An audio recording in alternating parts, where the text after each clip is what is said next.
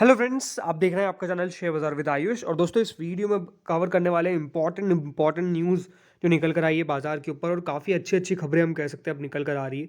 एक डेफिनेटली ख़राब खबर भी है जिसका हम डिस्कस करेंगे, लेकिन शुरुआत करते हैं दोस्तों इस वीडियो को। उससे पहले अभी तक अगर दोस्तों आपने चैनल को सब्सक्राइब नहीं किया है तो सब्सक्राइब जरूर आप चैनल को कर लीजिएगा। तो दोस्तों, खबर क्या आ चुकी है कि सेबी ने दोस्तों प्रपोज कर दिया है T+0 इंस्टेंटेनियस सेटलमेंट। जी हाँ, सेबी ने दोस्तों ऑप्शनल T+0 इंस्टेंटेनियस सेटलमेंट यहाँ पर लागू करा है फॉर इक्विटी कैश सेगमेंट। ये दोस्तों अनाउंसमेंट आज कर दी गई है। और ये अनाउंसमेंट दोस्तों कह सकते हैं काफ़ी इंपॉर्टेंट है, क्योंकि जिस तरीके से दोस्तों लगातार सेबी चाह रहा है कि किस तरीके से हमारा मार्केट एडवांस हो और हमारा मार्केट आगे बढ़ता जाए और प्रगतिशील जिसे हम कहते हैं हिंदी में, तो वो बाजार किस तरीके से हो, इसलिए दोस्तों लगातार सेबी आप यहाँ पे आपको चेंजेस करता हुआ देखने को मिल रहा है। पहले T+2 था, फिर T+1 हुआ, और अब दोस्तों T+0 की बात स्टार्ट हो चुकी है। स्टार्ट क्या, बेसिकली अब इसको इम्प्लीमेंट किया जाएगा, इस तरीके की खबर निकल कर आ रही है। तो दोस्तों आज यहाँ पर अनाउंसमेंट हुई कि T+0, यहाँ पे आप देख सकते हैं, regulator has proposed optional T+0 settlement and instantaneous settlement of trades in addition to the T+1 settlement cycle in the equity cash segment। तो दोस्तों, इक्विटी कैश सेगमेंट मतलब जो आप कैश में शेयर्स खरीदते हैं उसके लिए सेबी ने प्रपोज किया है कि T+0 इंस्टेंटेनियस सेटलमेंट अब होता हुआ नजर आएगा। इसमें दोस्तों सेबी ने ये कहा कि आज के समय में जो रिलायबिलिटी है, जो लो कॉस्ट है और हाई स्पीड ऑफ ट्रांजेक्शन है, ये काफ़ी की फीचर्स है जो अट्रैक्ट करते हैं इन्वेस्टर्स को पर्टिकुलर एसेट क्लास के अंदर।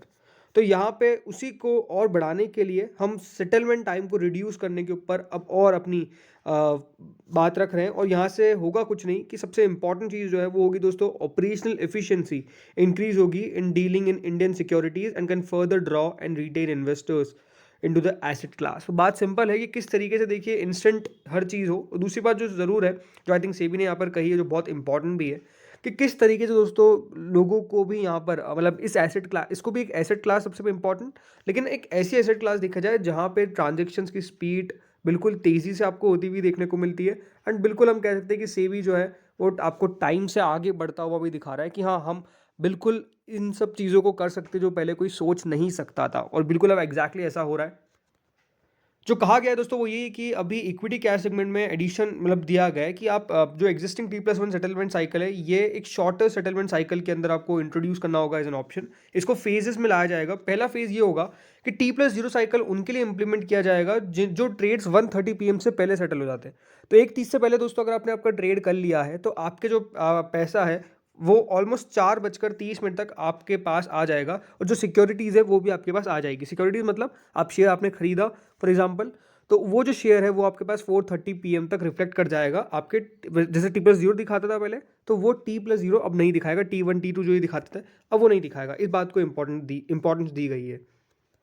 फेज सेकंड में ये कहा गया है कि एक optional instantaneous trade to trade settlement किया जाएगा, जहां पे फंड्स और सिक्योरिटीज आपको आते हुए देखने को मिलेंगे अगर ट्रेडिंग होती है 3:30 तक। तो उसके बाद दोस्तों थोड़ा टाइम लेंगे, लेकिन हाँ, वो फंड्स आपको आते हुए देखने को मिलेंगे। जो फेज 2 है वो पहले ऑप्शनल रहेगा, लेकिन बाद में उसको फेज 1 के ऑप्शन के बाद T+0 को यहाँ पर इंप्लीमेंट कर दिया जाएगा और डिसकंटिन्यू कर दिया जाएगा। इस तरह की बात की है। फेज 1 ऑफ ऑप्शनल T+0 जो है वो डिसकंटिन्यू कर दिया जाएगा। बट मोटा मोटी बात क्या है कि हाँ, ज़रूर दोस्तों यहाँ पर अब T+0 साइकिल भी सेबी ने इंट्रोड्यूस कर दी है। सबसे पहले दोस्तों ये टॉप 500 कंपनीज के अंदर होगा। जो लिस्टेड टॉप 500 कंपनीज है उनके अंदर ये दिया जाएगा। वो भी कैसे, पहले फेज में 200 कंपनीज जिनकी सबसे ज़्यादा बड़ी मार्केट कैप है, फिर उसके बाद अगली 200 और उसके बाद 100। ये जैसे मैंने कहा lowest to highest market cap, इस तरीके से कहा गया है।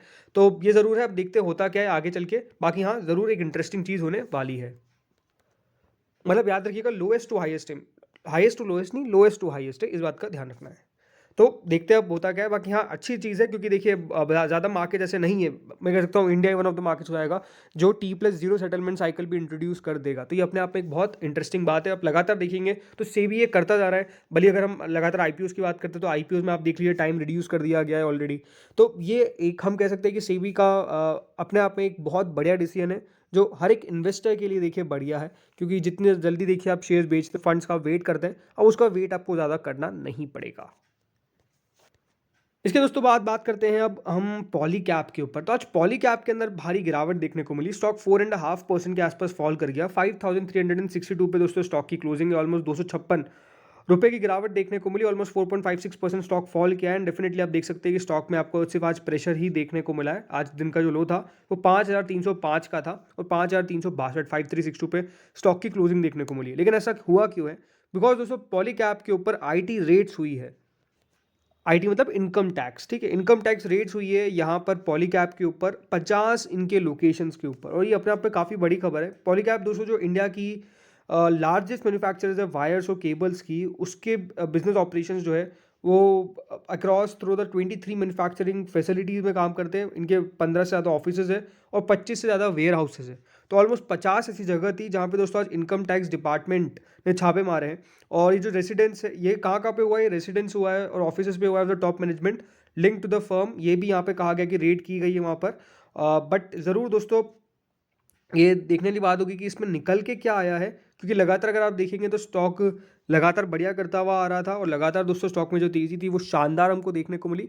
ज़रूर देखिए, इसका कोई फंडामेंटली कनेक्शन तो नहीं कह सकते, लेकिन ज़रूर जो आईटी डिपार्टमेंट ने आज यहाँ पर अगर कुछ भी ऐसा कुछ निकल के आता है नेगेटिव, तो ये स्टॉक के लिए और कंपनी के लिए तो नो डाउट नेगेटिव देगा ही देगा। लेकिन हाँ, ज़रूर आज गिरावट हमको देखने को मिली है इसके कारण।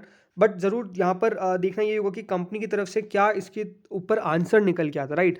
यहाँ पे एक्सचेंज ने मांगा इनसे answer, but as of now जब तक मैं वीडियो बना रहा हूँ तब तक पॉलीकैप का कोई भी आंसर अभी तक नहीं दिया गया है। तो ये एक इंपॉर्टेंट बात है कि पॉलीकैप की तरफ से अभी तक कोई भी रिप्लाई नहीं दिया गया है जो एक्सचेंज ने इनसे जवाब मांगा है, जो यहाँ पर जो खबर निकल के आई है। और इसकी कितनी ज़्यादा दोस्तों मतलब इस जो रेड हुई है उसका कितना बड़ा असर पड़ता हुआ देखने को मिला, क्या क्या देखिए कुछ सीज हुआ है, क्या क्या कुछ हुआ है क्या, या फिर एक सर्वे था सिंपल। तो ये सारी चीज़ें देखिए हमको पता चलेगी जब कंपनी की तरफ से उसके ऊपर रिप्लाई निकल कर आएगा। लेकिन हाँ, गिरावट का बड़ा कारण जैसे मैंने कहा आज पॉलीकैप के ऊपर यही था। अब ये ज़रूर देखना होगा कि अगर इसके ऊपर कंपनी कहती है कि नहीं ठीक है, कुछ हुआ नहीं, कुछ निकला नहीं, तो फिर तो ठीक है, फिर वापस से स्टॉक रिकवर कर जाएगा। बट अगर कुछ निकलता है या फिर कुछ यहाँ पे जो आगे फर्दर इन्वेस्टिगेशन होती है, फिर देखिए स्टॉक के ऊपर उस पर इम्पैक्ट आपको देखने को मिल सकता है।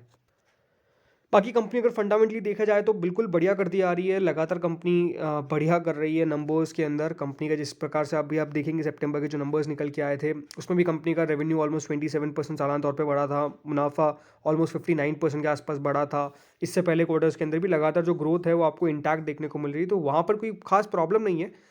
लेकिन जैसे मैंने कहा कि इसके ऊपर कंपनी का क्या कहना है, ये देखने वाली बात दिलचस्प होगी। बाकी स्टॉक का जो हाई है वो 5733 का है। एंड स्टॉक हम कह सकते हैं पिछले एक साल के अंदर स्टार परफॉर्मर रहा है, 113% रिटर्न। एंड ओवरऑल जब से ये लिस्ट हुआ है बाजार में तब से 733% रिटर्न दे गया है 2019 से अब तक। तो ये एक बहुत बड़े बुल रन में रहा है और लगातार तेजी यहाँ पर हमको देखने को मिली है।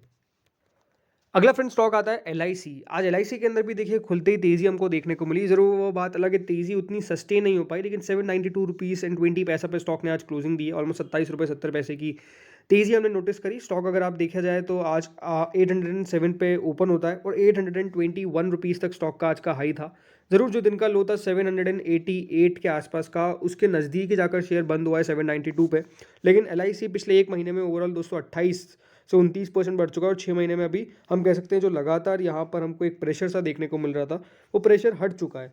लेकिन आज की दोस्तों तेज़ी का कारण क्या था? आज की दोस्तों तेज़ी का कारण था जो यहाँ पर सेबी ने इनको आप रिलीफ दे दी है। जो इनके देखिए नॉर्म्स थे कि किस तरीके से सरकार को इस तरह कम करनी है।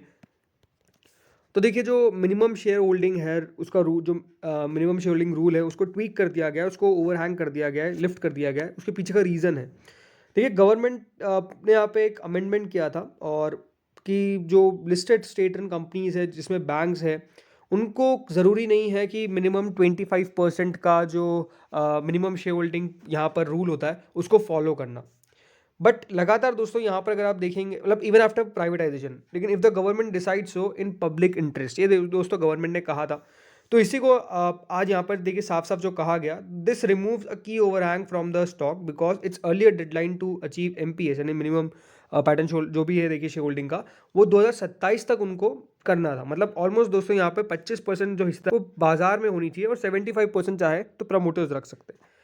लेकिन अब दोस्तों यहाँ पर सेबी के ऑर्डर के मुताबिक इनको और ज़्यादा समय ग्रांट कर दिया गया है और ज़्यादा समय दे दिया गया है और ये चाहे तो अभी भी अपनी स्टेक रख सकते हैं। अभी सरकार के पास ऑलमोस्ट 96.5% की स्टेक है LIC के अंदर।